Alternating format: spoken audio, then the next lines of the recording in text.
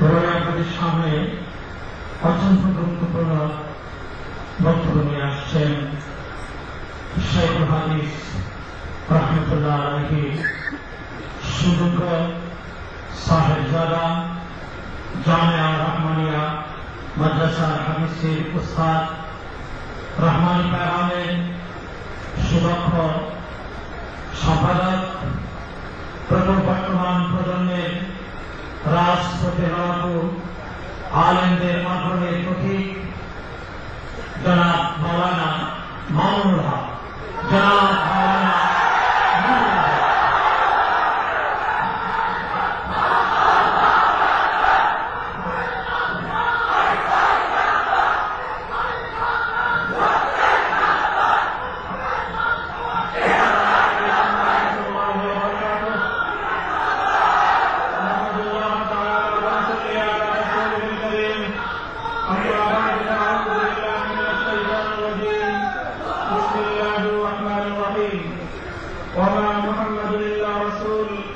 قد خلت من قبله الرسل أفإن مات أو قتل انقلبتم على أعقابكم صدق الله العظيم। উপমহাদেশের অন্যতম শ্রেষ্ঠ হাদিস বিশারদ শতাব্দীর সিংহপুরুষ শাইখুল হাদিস আল্লামা আজিজুল হক রহমতুল্লাহ আলাইহির স্মরণে আয়োজিত আন্তর্জাতিক শাইখুল হাদিস কনফারেন্সে উপস্থিত সম্মানিত সভাপতি শাইখুল হাদিসের হাফেজা সংগঠন বাংলাদেশ খেলাফত মজলিসের সংগ্রামী আমির প্রিন্সিপাল মাওলানা হাবিবুর রহমান, উপস্থিত খেলাফত মজলিসের সংগ্রামী অভিভাবক পরিষদের চেয়ারম্যান শাইখুল হাদিস হযরত মাওলানা আশরাফ আলী, উপস্থিত দেশ বিদেশের আন্তর্জাতিক খ্যাতিসম্পন্ন ওলামায়ে কেরাম, রাজনৈতিক নেতৃবৃন্দ, সমগ্র শাইখুল হাদিসের আদর্শের অনুসারী দিনী ভাই ও বন্ধুগণ আমার, আজকে জাতীয় ও আন্তর্জাতিক পর্যায়ের ব্যক্তিবর্গ এই সম্মেলনে এই কনফারেন্সে উপস্থিত, বক্তব্য সুদীর্ঘ করার সুযোগ নেই, প্রয়োজন নেই। আমরা শুধু বলতে চাই হযরত শাইখুল হাদিস সত্যিকার অর্থে বিংশ শতাব্দীতে সত্যিকার ওয়ারাসাতুল আম্বিয়ার এক মূর্ত প্রতীক ছিলেন। আমরা তার ব্যক্তি জীবনে লক্ষ্য করি রাসূল আকরাম সাল্লাল্লাহু আলাইহি ওয়াসাল্লামের ব্যক্তি চরিত্রে যে সমাবেশ তার মধ্যে ঘটেছিল, তিনি একজন অমায়িক ব্যক্তি ছিলেন, নিরহংকার একজন মানুষ ছিলেন, সন্তানের জন্য তিনি ছিলেন আদর্শ পিতা, ভাইয়ের জন্য তিনি ছিলেন অত্যন্ত স্নেহময়ী মমতাময়ী এক বড় ভাই। ব্যক্তি জীবন, পরিবার জীবন জীবন তিনি আদর্শের মূর্ত প্রতীক ছিলেন। ছাত্রদের জন্য এই বিংশ শতাব্দীতে সেই আমাদের পূর্বসূরি আসলাফদের সে কথা স্মরণ করিয়ে দেওয়ার মতো মমতাময়ী একজন শিক্ষক তিনি ছিলেন। জীবনের ক্ষেত্রে একজন দুঃশ্রেষ্ঠ লেখক, বক্তব্যের মধ্যে তিনি ছিলেন একজন ধারাবাহিক এবং মুখলেস একজন বক্তা।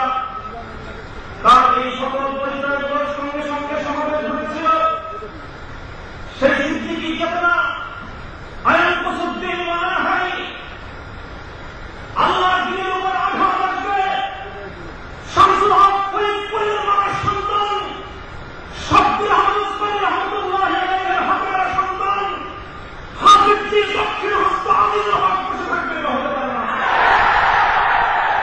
তাই তো আমরা দেখতে পাই এই বাংলাদেশে দীর্ঘ নিরবতাকে ভঙ্গ করে রাজপথে ইসলামপন্থীদের যে শোভাযাত্রা শুরু হয়েছিল, হযরত হাফিজ হুজুর রহমাতুল্লাহ আলাইহির খেলাফত আন্দোলন প্রতিষ্ঠার মধ্য দিয়ে হযরত হাফিজ হুজুর রহমাতুল্লাহ আলাইহির সেই খেলাফতের মহাযাত্রাকে ভাঙিয়ে মকসদ পর্যন্ত পৌঁছেছে 1989 সালের 8 ডিসেম্বর এই ইঞ্জিনিয়ারিং ইনস্টিটিউট থেকে শাইখুল হাদিসের বলিষ্ঠ কণ্ঠে ঘোষিত হয়েছিল বাংলাদেশ খেলাফত মজলিসের অগ্রযাত্রা।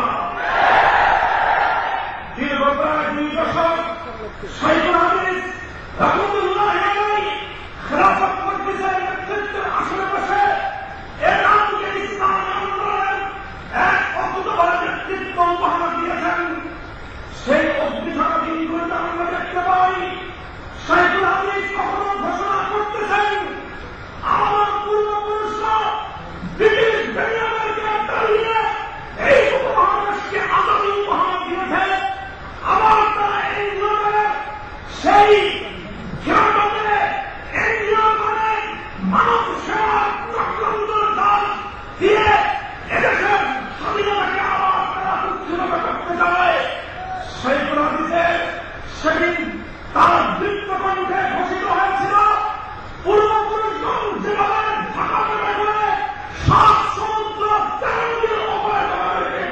নিয়েছিলেন, আবার এই উপমহাদেশের স্বাধীন বাংলাদেশের ভূমি থেকে আমাদের এদেশের মাটি থেকে ইসলামের ঘাঁটি থেকে তোমাদেরকে আবার বিতাড়িত করব। আমরা দীপ্ত কণ্ঠে ঘোষণা শুনতে পাই, যখন হত্যা বিরুদ্ধে ষড়যন্ত্র পরিচালিত হয়, হত্যা কর্মসূচিকে বন্ধ করার ষড়যন্ত্র হয়, সাইফুল হাদিস তখন ঘোষণা দেন লাশের মিছিলের উপর, লাশের মঞ্চের উপর দাঁড়িয়ে আলিদুল্লাহ বক্তব্য করবে হত্যা বিরুদ্ধে রাসূলুল্লাহ নবুয়তের বিরুদ্ধে ষড়যন্ত্রকে বরদাস্ত করা হবে না।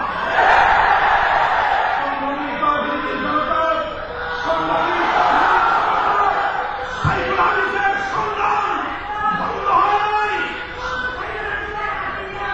সাইফুল হাদিসের সংগ্রাম শেষ হয় নাই। সর্বশেষ আহ্বান জানাতে চাই, সাইফুল হাদিস ইসলামী রাজনীতির ময়দানে যেই দিবাগত ধারার যিনি যাত্রা শুরু করেছেন, সাইফুল হাদিস রাজনীতি করেছেন প্রচলিত রাজনীতির ব্যবহারে ভাসিয়ে নয়। মনে রাখতে হবে, যারা আজকে সাইফুল হাদিসের কথা বলে আমরা রাজনৈতিক মানুষে অংশগ্রহণ করতেছি, আমাদেরকে রাষ্ট্রদের সেই অসভ্য রাজনীতির কালচারে তা ভাসিয়ে দেওয়া চলবে না। রাজনীতি বাংলা মাটিতে সাইফুল হাদিস বাস্তবায়ন করেছিলেন খেলাফত মজলিসের নেতৃত্বে। বাংলা মাটিতে সোনার মদিনার সোনার খেলাফতকে বাস্তবায়ন করার জন্য সাইফুল হাদিসের মিছিলকে গন্তব্যে পৌঁছাতে জান বাজি রাখতে তারা কারা করতে পারে।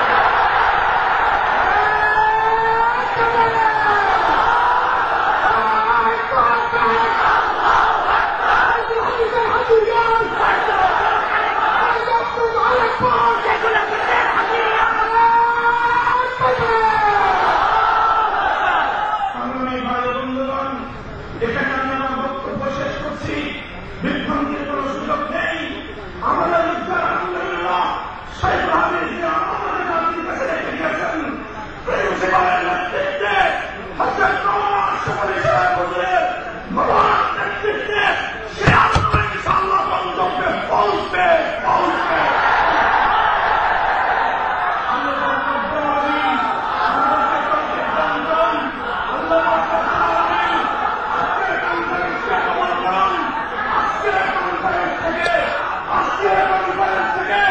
বাংলাদেশের মাটির মতামতকে পরিষ্কার ঘোষণা করে দিতে চাই, সাইফুল হাদিস মারা গেছেন।